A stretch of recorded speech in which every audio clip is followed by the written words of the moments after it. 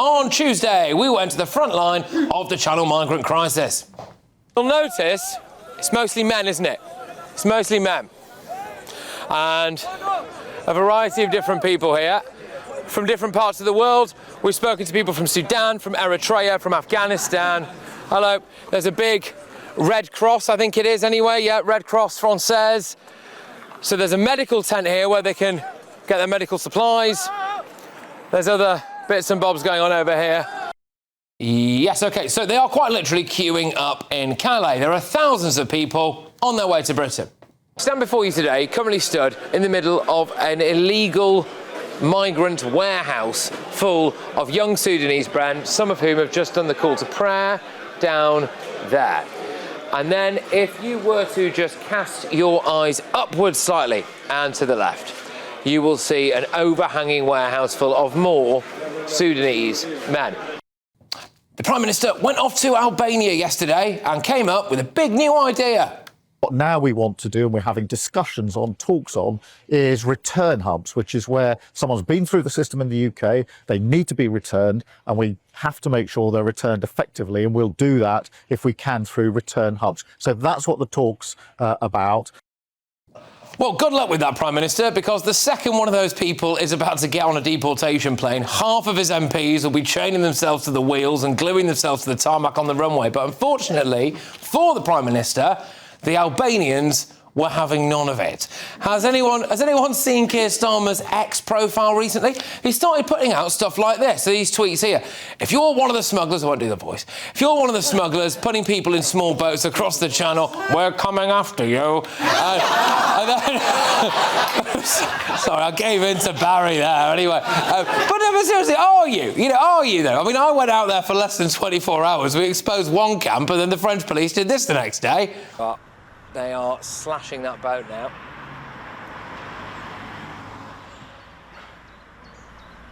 So, it is proof that the French do actually do something with our money, to be fair, isn't it?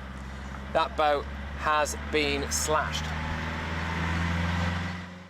Yes, I must say, I resisted the urge to slash that boat myself. But anyway, and then the Prime Minister says this: I've already returned over 24,000 people with no right to be here, and I won't stop there. Rubbish. He's actually deported about 6,000 people. The rest left voluntarily. And I hate to break it to you, Prime Minister, but the lads from Sudan aren't scared of you. If they try to send me back to my country, no way. They will find no way them to find that if they want to deport me back, there's no way their people should go and pick the people from.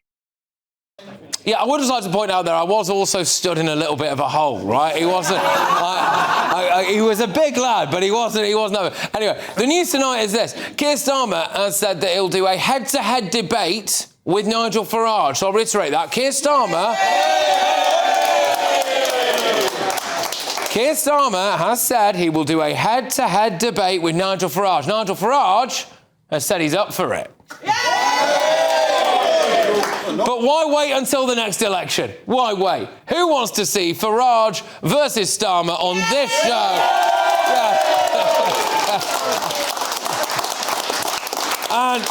And hey, look, you can say whatever you like to this, but, you know, who thinks that maybe I should host that debate? Oh, well, fine, whatever.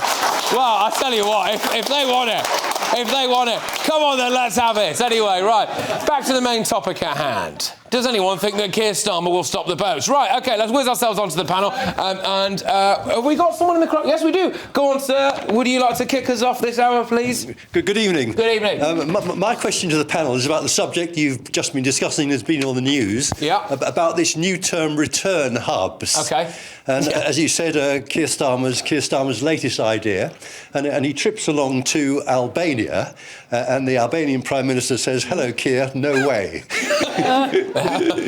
So I gather we're in discussion with other countries, and it's almost as if we've never heard this idea before. I sort of think I have. But what's the way forward on this, and what happens next? OK, good question. Well done, sir. Go on then, Jane. So where are you on the idea of return hubs? I think I'm still annoyed Rishi didn't get Rwanda up and running, because it was a very different scheme to this Starmer return hub. He said these would be for people whose legal avenues have been exhausted And there is a whole activist lawyer class prolonging people's claims for asylum. I think very few people ever reach the end of their legal process. So Rwanda would have been getting people off planes or off boats onto a plane to Rwanda, processing them there and then leaving them to build their lives But that's in Rwanda. a calumny against Rishi Sunak, because Rishi Sunak did get it up and running. He actually managed to get 4 people to Rwanda, and it cost over £300 million. And it was only ever going to be 300 people a year that went there. So the idea that this was going to be some wonderful solution... It wasn't limiting. And they interviewed people before the election on the north coast of France saying, we don't want to go to Rwanda, we're waiting for Labour. We're waiting for a Labour government. So Rwanda, it wasn't limited to 300 people a year. It was. I'm sorry, it was. No, that was the deal. That was the deal they did with Rwanda. It could have been expanded, and also it could. And people did not want to go there. People in Calais were saying, we are not going to risk it, we're going to wait. People were going into the Republic of Ireland because they didn't want to go to Rwanda. Sadly, the amendments I supported weren't put through, and the legal challenges would have come. If Sunak had thought that the Rwanda scheme was going to work for 1 second, he would not have called the election when he did. He would have waited, he would have got it working, and then he'd have said, look how wonderful I am, re-elect me. And he didn't, because he knew it would never work. His scheme, it was Boris Johnson's. That's why I don't think Rishi Sunak believed in it. And I think, listen, the Prime Minister again has had a bad week. I'm getting bored of it now. He's had a very bad week. he's just... Aren't you here to sort of defend the Prime Minister? No, I'm here to speak for me. I think the idea that he's going to debate Farage at the general election is laughable. He won't be the leader by then. He won't be the Prime Minister by then. It's totally... Hang on. It could be David Lammy. So, on a serious note of how we stop this, and this is something I think me and Barry probably discuss weekly at the moment, is the idea of return hubs don't work because people are already here, exhausting their legal options. You need to stop people getting here in the first place. And I've long advocated to you and other people the idea of processing centres offshore. Yeah. It's a totally separate thing. And what you do is you please the left side of your base as a Labour Party because it is technically a safe and legal route. You also please the public who believe in national security and want to feel safe. So rather than having people who are maybe fleeing persecution, you've got economic migrants on their coattails, coming with them, throwing their passports in the Channel, pretending they're from Afghanistan or wherever else, lying about who they are. We don't know who these people are and we can't differentiate. Now, if we change the 51 Convention, which Barry also champions the idea of, and we say you don't have to be here to apply for asylum, you can do it in a British embassy in your country, you can do it in a processing centre in your country. Boris Johnson was offered the opportunity in 2021. France said, their Interior Minister said, we'll set one up in Calais, we will pay for it, and you can put your Home Office staff in it. He fell out with Emmanuel Macron the week of the summit and we never heard about it ever again because he realised both sides were failing politically. Because to tell you the other thing as well, 1 million people came into this country last year legally. Yeah. I don't think that's the stuff that gets people annoyed. I imagine you can raise your hand. I think that does get people annoyed. No, I think what gets people more annoyed is turning on their TVs every day and seeing people cross the Channel every single day and this feeling...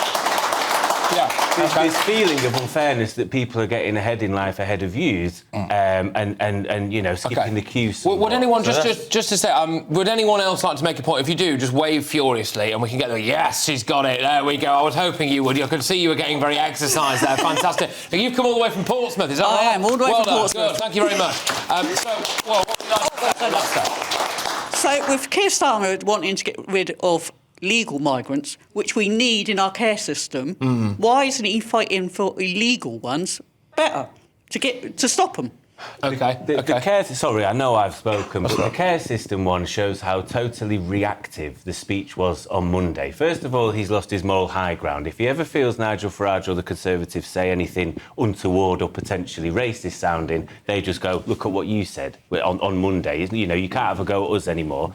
On the care system, Rishi Sunak changed the rules so that people that worked in our care system and got visas to do so couldn't bring family dependents. So our care visas went from 131,000 a year to less than 10,000 last year. Isn't the care system that's the issue? It is people jumping on the coattails of people genuinely fleeing. And the idea that you can smash the gangs, you should be stopping the boats that will smash the gangs. Go on, Chris. Can I just say, I actually agree with every word you've said, Matt.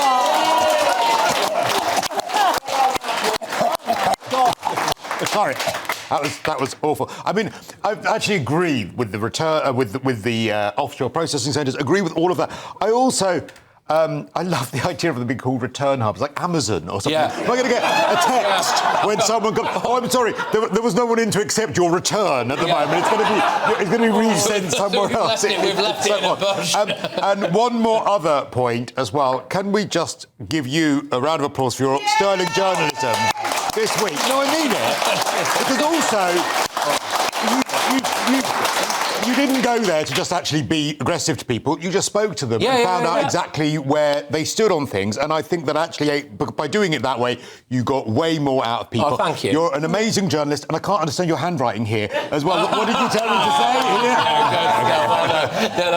Thank you. Well, one thing I will say about that trip there is that we have given the French, roughly speaking, about £1 billion. And I could not see a single shred of evidence as to where that has been spent. Well, I went to a couple of places that were the hot spots for where the boats come off along the stretch of 72 miles of coast. And I could not see a single bit of evidence of, like, a proper fence, really, or them being able to police the river. I mean, it was mad. It was insane. And then the next day, they obviously shut down one of those migrant camps. And I don't really necessarily think that was a coincidence, but why can't we do more of this? It is possible to stop the boats. You just have to actually do something, I think, really. Yeah, I partly agree with what Matthew said, but the fact remains far more people could claim asylum than we could possibly ever accommodate. There are so many people in the world who could legitimately claim asylum, and I think it is an argument for developing countries to accept people and for us in the West to love bomb those countries, educate people, build the economies. Those people that I was speaking to there had come across, many of them, even places like Bulgaria, Serbia, often through Turkey, Greece, Italy, etc., etc., etc. Why is it our responsibility now? Why can't it be any of those other countries? No, look, and this is the other part of what Matthew was saying, because we do need to change the 1951 Convention, because that was created at a time, and in fairness, it was the UK that was leading the creation of that convention. And because we said that if you have a well-founded fear of persecution, you can go to another country, and given that we were a signatory, we weren't thinking that people would just cross on land, because we're an island, so they couldn't. So it was always clear that we would accept asylum seekers. But Jane's point is absolutely fundamental here. And that is, there are more people in the world who would like to live in a developed country, and actually probably more people in the world who do have a well-founded fear of persecution in their own country than developed countries can accommodate. But true, the point then is, for those countries which are underdeveloped, those countries that are poor, why is it, and Matt talked about the loss of the moral high ground, why is it that we said that we would increase the aid budget from what the Tories had cut it at 0.5 to 0.7, and we cut it by a further 40% to 0.3% of our GNP. So that's, if you want peace, if you want stability... But so money to Rwanda is a good Make sure thing. that people in those other countries can live... I do find it a little bit depressing that our two options are either accept everyone from all over the world into our country or pay to make their country better. I find that a bit... Why have we got to do all of this? But anyway, talking of things that were